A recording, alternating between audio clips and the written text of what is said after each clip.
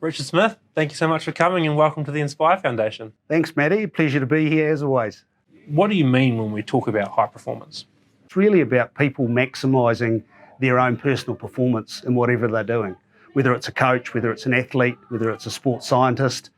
And then the transfer to business, of course, could be that what does high performance look in the rest of the world? I think it's about people achieving and fulfilling their potential. What are some of the key characteristics that maybe are transferable with someone who is a high performer?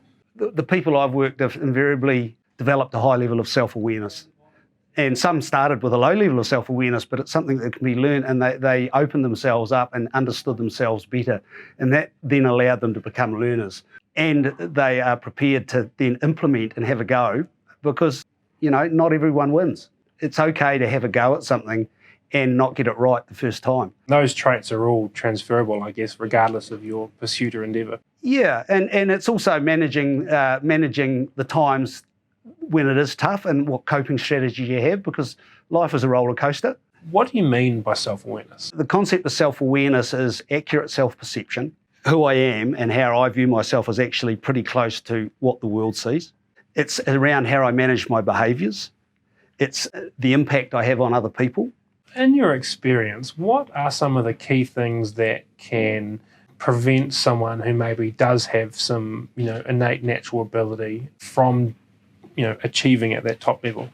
Well, look, whether we call it fixed mindset, which is the work of Carol Dweck, or the concept of intellectual arrogance, where I already know everything there is to know. It doesn't matter what you necessarily call it, but I think a very linear, closed-minded thinking is a really big inhibitor. That, if I'm so sure that I know everything there is in the world, well then what else is there to achieve?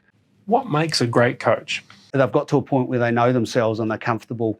And I don't mean comfort in a relaxed manner. They are comfortable that they have the inner goods to deliver what they need to deliver.